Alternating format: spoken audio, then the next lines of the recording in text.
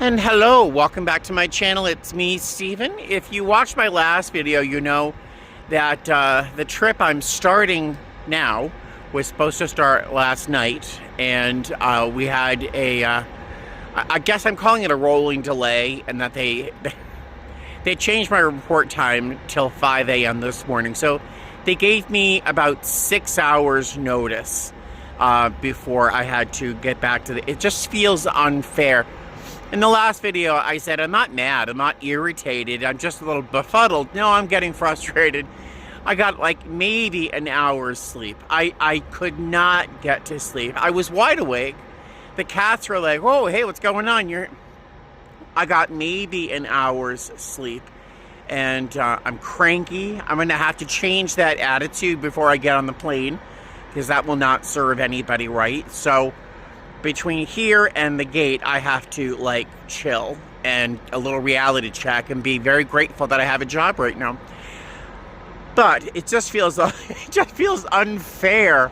If there were any worse complication, I would honestly think about calling out fatigued, because by the time we get to Tampa, I'm gonna be. So yeah, I love my job. I am going to go to work. I've got about 38 minutes before I have to check in. I got a great parking spot. There's a silver lining for this morning. I packed my bag. I repacked it. I took winter clothes with me, just in case I get stuck somewhere wintry. And so I'm all prepared for this trip. Lots of food. Let's go. All right, so as I make my way up to TSA, there aren't a lot of people at our ticket counter. There's a ton at Delta. And one thing I'm trying to remember is, again, gratitude that as much as it was only 6 hours, I was able to go home and get in bed with the cats, where a lot of our passengers, if they were canceled or something, may have been stuck here at the airport. So I got the chance to cuddle with kitty cats, where they had a chance to cuddle with the carpet here at the airport. So I have to remain grateful, right? Yes. Gratitude. Coffee. Oh, sounds nice. Oh, the shadows. Oh, that's not good. So I got through TSA. It was not randomed. I just met one of my crew members. I have not worked with him. He's been here for 8 years. I always see his name. I just have never worked with him before. It'll be nice. He's a very nice guy from what I hear. I did stop at Dunkin's, got a large iced coffee, milk and 4 sugars, and now I'm going to head over to my gate and well, see what happens. They had this listed as a delay. I don't know what happened. Hey guys, how are you? Welcome to Tampa. I'm rummaging around through my lunch bag. Everything I have in my bag right now is more food than I want to eat right now. I'm desperately hungry. I'm very, very hungry, but I don't want to eat a big full meal because I'm gonna be even more sleepy. So I'm not sure what I'm gonna do. I have some soup. That'll be fine. Hi, welcome to Tampa. So I am deeply, deeply tired, but I can't go to sleep. If I go to sleep now, I'm gonna sleep for 3 or 4 hours. And I'm not going to sleep tonight because I have to wake up at like 4:45 tomorrow morning East Coast time, which is 1:45 for my body, right? So it's rough right now. Today's rough. What was not rough was our flight here. 3 hours and 36 minutes, something like that. It was not a difficult flight at all. My crew's great. And especially the gentleman I'm working with in the back. He is a lot of fun. We've never worked together before, and I really enjoyed his company today. Our passengers. Now you know what I'm going to say. They were great. They were great. Now, they didn't do anything special. I didn't have any like lifelong bonds built on this flight today. Nothing was like spectacular and hugs and kisses. It was just everyone came on board, settled in, got in their seats, put their stuff away, and followed the rules, and just, didn't get up when the seatbelt sign was on, and just behaved like regular normal people, which honestly If I were any of them, I would have been throwing fits. I would have been irritable. I would have been mad. I would have been, because they all slept or tried to sleep at the airport last night. Now, there's nothing comfortable at our airport. Harry Reid Airport is not a comfy place to sleep. It's very noisy. There's no comfortable places. You have to sleep on the floor or sit up in a plastic chair. There's music playing everywhere. It's just not a place. And then you have your bags around you, so you don't really want to go to sleep because your stuff could be taken, you know. So they all went through the 6 hours that I spent at home, largely in bed, not sleeping, but largely in bed. But they spent the entire time at the airport, but they got on the plane like regular human beings, and I would not have been the same. So they were great. I can sing their praises all day. I think I'm going to take out my laptop, play a little bit of a video game. It is 2:45. I have to wake up at 4:45, so I'm trying to think if I can stay awake for another like 3-4 hours, I'd be very fine with going to bed a little bit early, which has really, it doesn't mean anything to you guys. So I'm going to stop. Oh, I like this. The black and the white here. I like that. Squirrel. I think I'm going to let you go, and I will see you this evening, maybe, if I can think of something worthwhile. I can't even talk. Let me let you go. I'll see you soon. And I am playing Civilization 7, which I have to say is not my favorite civilization. I think I preferred 5 over 6 or 7, but yeah, here I am playing it. Good morning, ladies and gentlemen. Hello, hello. It is 5:16 a.m. The alarm on my phone just said, get out of the room now. I try to give myself about 15 minutes before I have to hit the shuttle, because I just hate the idea of being the last person on the shuttle, or God forbid, missing a shuttle. The last time you saw me, I was playing a video game, Civilization 7. Not my absolute favorite game ever, but I did buy it, and it was fairly expensive, so I'm playing it. It's all right. It's kind of like meditating. It's just click, click, click. There's a little bit of strategy involved, but well, let's see. And then I ate dinner, had some soup and some rice, and then got about 7.5 hours sleep, which is just perfect. It's fine.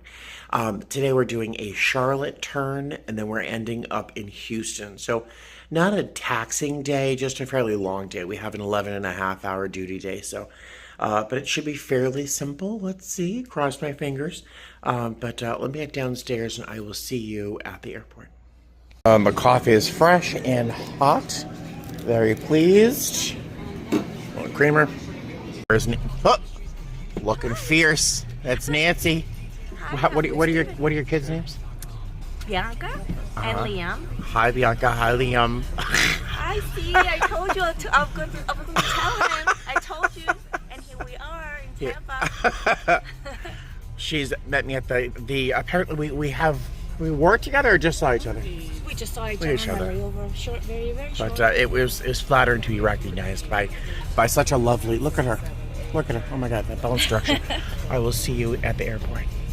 And good morning, ladies and gentlemen. Hello. It is about 6:15 in the morning. The air just got turned on. I'm very grateful because it's very hot in here. In fact, it's probably too warm to board passengers at the moment, but that will change shortly. It's been a nice morning so far with coffee and a coworker named Nancy, she kind of reminds me of Jane Mansfield. Is that the actress? Brunette. She was in a movie with Marilyn Monroe. I think that's Jane Mansfield. She looks like Jane Mansfield, I think. Gorgeous and also super sweet. But it was a nice way to start the day by seeing her and having a couple laughs. Got to the airport here. I was randomed. They make it easy here. That's fine. And my device is all charged, ready to go. What's that? I think we're going to board in a moment. We have a turn to Charlotte, and then we have a 3-hour sit here. I forgot to tell you about that 3-hour sit. Oh my goodness. And then we go to Houston. Ta-da! So I will see you later on back here in Tampa. And 1 flight down, 2 more to go. So I'm not sure if I told you that I'm flying position C on this trip. And, flight attendant C sits in R2, the R2 door, and I'm responsible for the aft galley and the aft galley, the lavatories in the back. So my area of responsibility is fairly small. I read our pre-boarding announcement and our safety demonstration. So that's what my job is on this trip.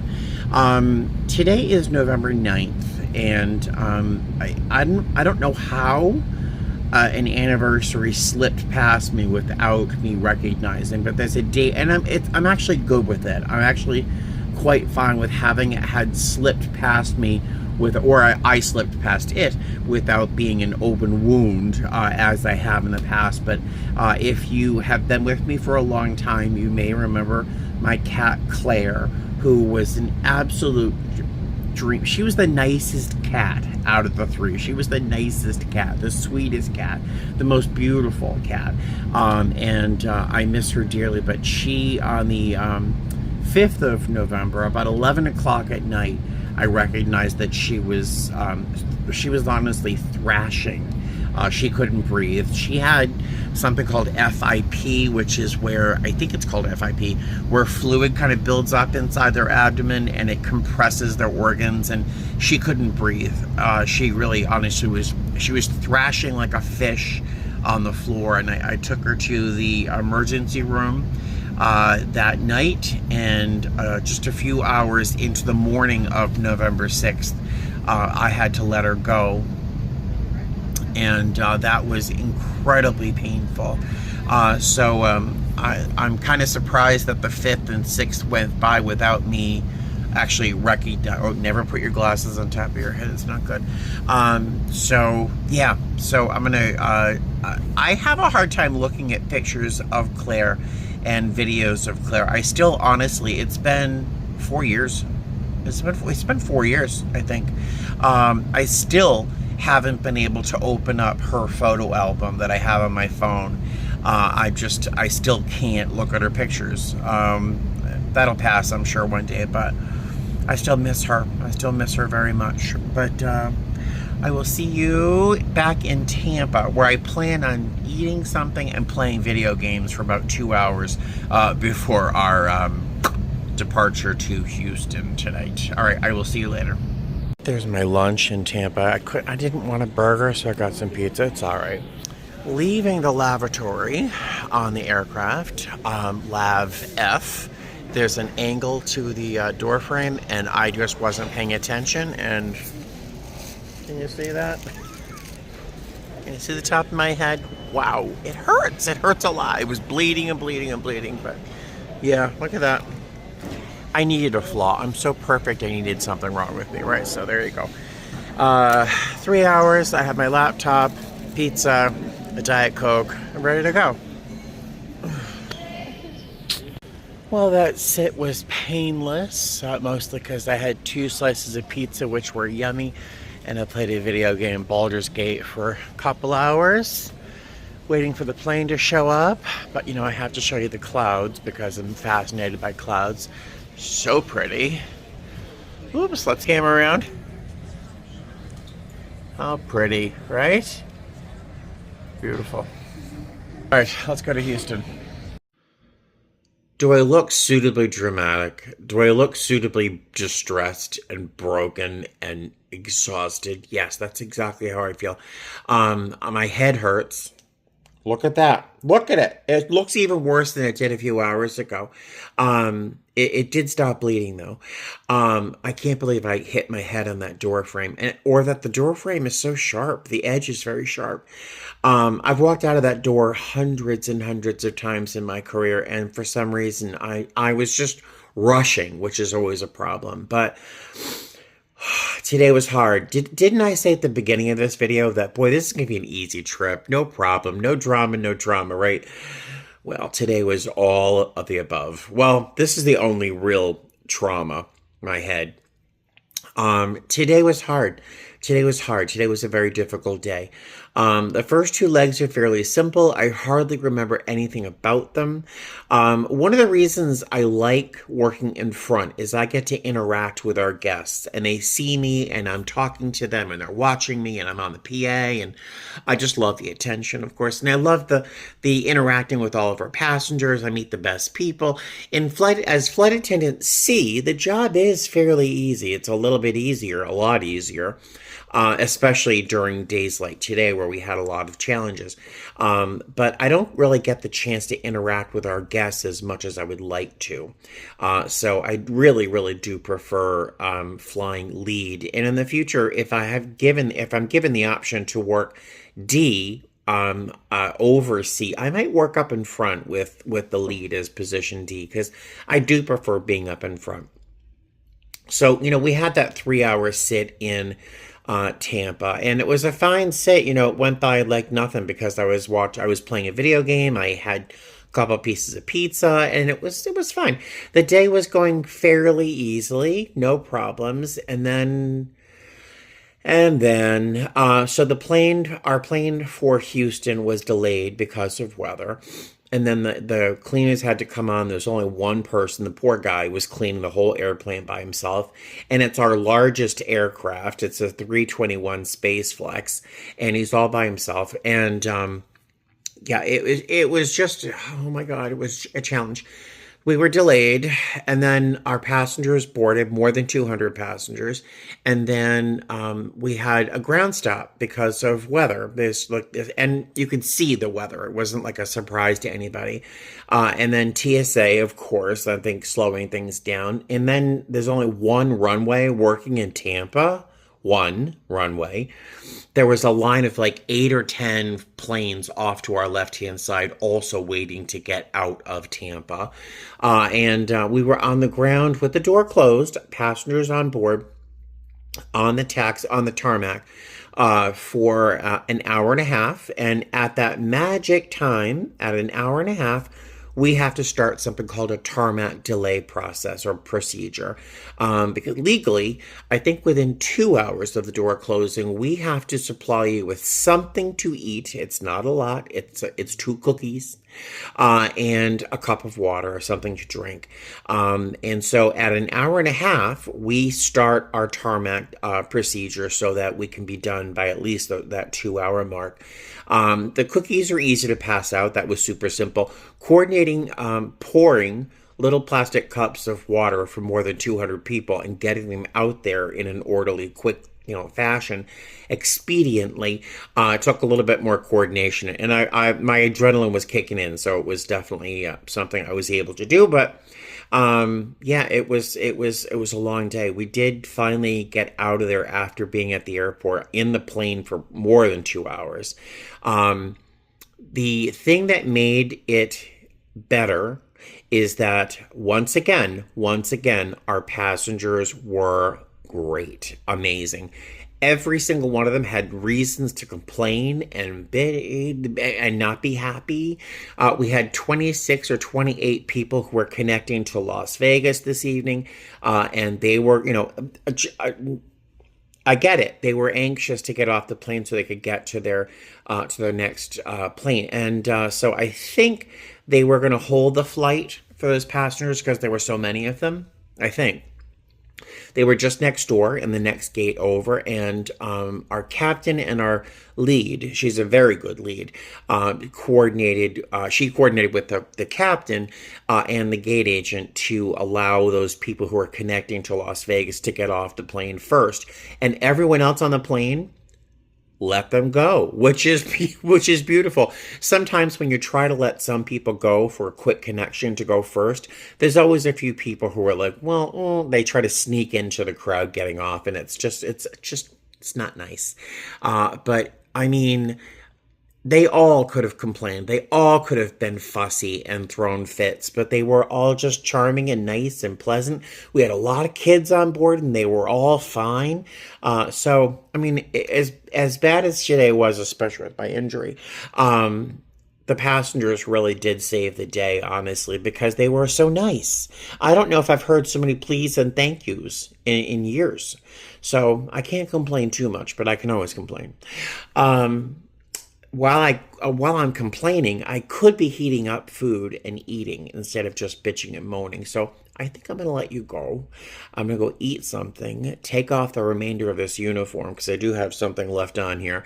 Hit the little boy's room and make sure my work device is plugged in so it could charge, and then set like 5 alarms so I can wake up on time because I have to wake up at least by 3:30 in the morning, and right now it is 7:21. Blah, blah, blah. I will see you tomorrow.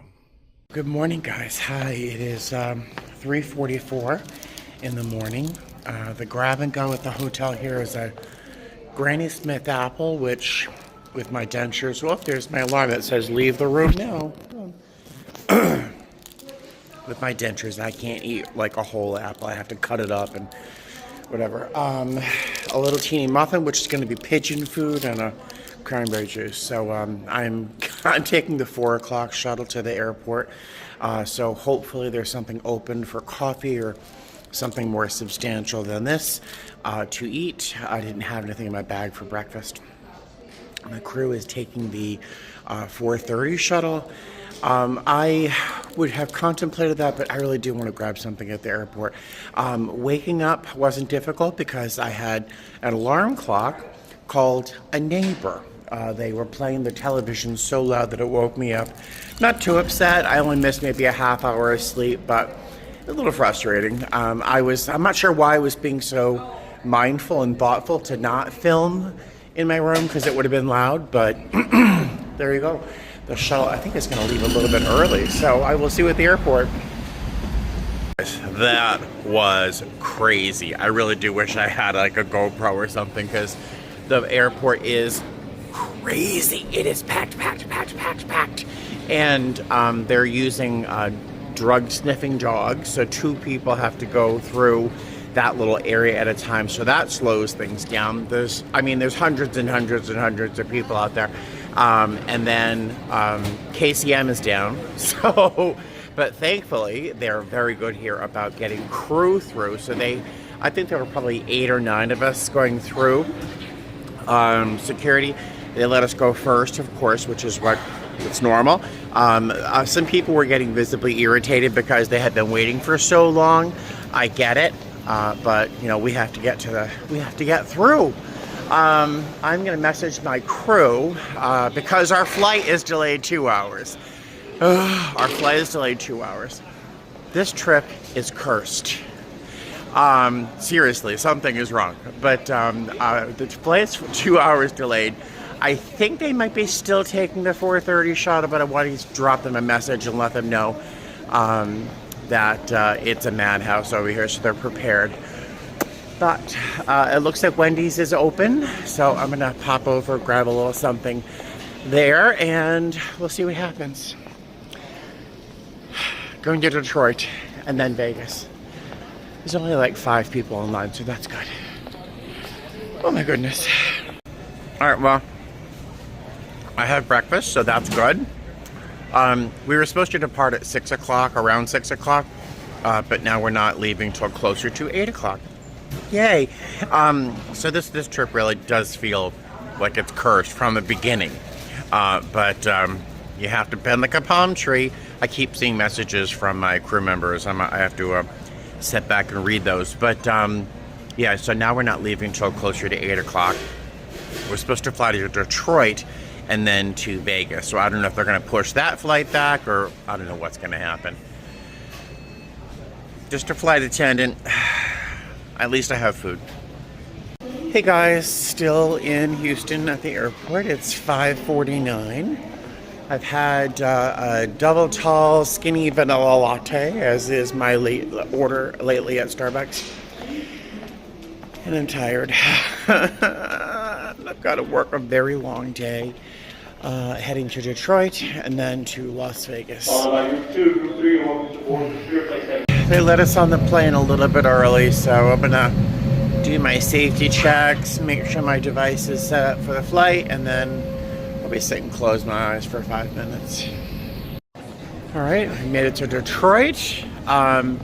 This trip gets worse and worse. I tell you, it gets worse and worse. There are things I can share, and then there are things I cannot. And most of it is I cannot. But don't let me forget to tell you what I can tell you about that last leg. I just want to go home. All right. Hey guys, hi, welcome home. Today feels like it was a million years long.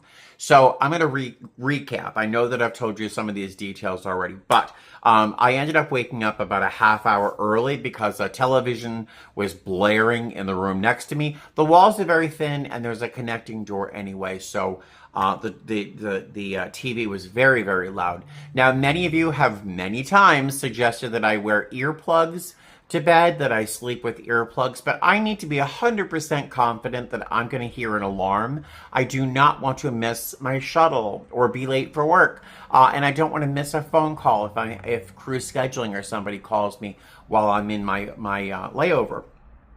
So I can't wear earplugs. I have a meditation app and a white noise app that I will listen to if I need to get to sleep. But I just can't sleep with earplugs. It's just not, while I'm at work, I just can't do it. So I took the 4 a.m. shuttle to work. As I was getting to the airport, I received a notification that my flight was delayed a number of hours. Great. Okay, so I'm just going to pretend it's another sit. My coworkers were able to contact scheduling and have their report times pushed back to like 6:20 something or so. But because I was already at the airport, my report time of 4:55 remained. That, I think, is where the two paths of reality diverged. So I think that's what the problem, the crux of the problem, or the source of the misunderstanding or miscommunication, whatever. So I eat breakfast, I have a latte, eventually get on the plane, my crew arrive, we all do our checks, we're all doing what we do every day, and so far so good. All ready to work the flight to Detroit and then to Las Vegas. And I get a phone call because there's no passengers on board. I can't even look at my cell phone if there's a passenger on the aircraft, but there's no passengers. So crew scheduling is calling me and I'm like, oh God, what's going on now? And they say that I'll be deadheading, but that's all the information I was given. And I asked, so where am I deadheading from? Am I going to be deadheading from Houston, or am I going to work to Detroit and then deadhead home?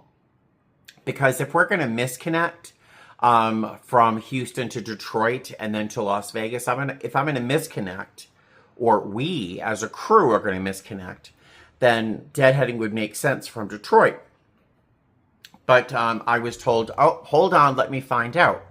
I'm on hold for quite a while. I get another phone call from another crew scheduler who tells me that I'm not deadheading. Okay, so great. Great, I'm not deadheading because I would rather work than deadhead. Am I the only one?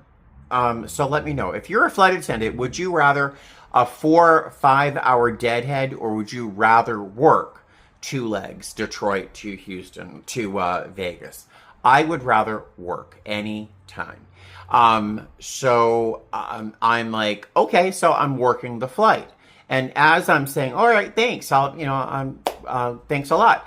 A ready reserve comes on board with his bags, prepared to work my position because I'm deadheading. So people in Houston think that I'm deadheading. Crew scheduling says I am, and they also say I'm not. And then we have a ready reserve flight attendant who thinks he's working my position. So I still don't know what's going on. I spoke to a number of people through crew scheduling, and eventually it was ironed out that I would be working, but it was a little more convoluted than I think I was prepared for. Again, I think the confusion And the sort of real misconnect was that my report time was different than my coworkers' report time. And somehow it split our pairing in a way that I don't understand. So I know it doesn't sound like a big deal, but I wasn't sure where I was working, if I was staying, if I was deadheading tomorrow and not today. It was just all up in the air, which on top of everything else that's happened on this trip was just like the cherry on the cake. In the end, I worked to Detroit and then to Vegas. The Ready Reserve went back to Ready Reserve, and all was well in the world. Now the flight, the passengers, you know what I'm going to say. You know what I'm going to say. They were fantastic. Now, it was, I'm not sure if we were delayed. I think there was a minor delay because of weather or something. So it wasn't awful. But it was well over 200 people. And the passengers were great. Awesome. Now, again, I'm flying in the back. I'm not interacting with as many as I would like, because I love interacting with our guests. I love our guests. They're the reason that makes my job is as good as it is. So as my position at C, the only time I really get to interact with people is when we're doing service. And we did service all day. We sold so much stuff, it's crazy. But it kept us on our toes, and it kept me wide awake, which is another silver lining. But today, the only real complication, the only challenge was that waking up a little bit early to, being cranky because of that. And then the delay, which is one of the reasons some of the passengers could have been irritable, but they weren't. They were great. So all in all, the trip was a success because we had great relationships and great interactions with our guests, and they got where they needed to go. And that was that. So it was just a very chaotic and jumbled trip. That started from even before my report time on the first day of the trip. So I'm sure this, I think it sounds more dramatic when I think it, but as I'm saying it, it probably doesn't sound very dramatic. But when I got back to Las Vegas, I was still mildly stressed and very sleepy and overly hungry. I have fixed that. I went to Taco Bell. But before I went to Taco Bell, I went to Savers because, after a stressful trip, some people go out for a glass of wine. Some people go out for a nice little dinner with their other half or something. Me, I go thrifting. That's my happy place. That's where I go to decompress, right? So I went to Savers because everything is half off on Mondays. Walked around real quick. I didn't see a lot, but I did find 3 things that I loved. This one is, that's really good lighting. That's good. You can see the color here.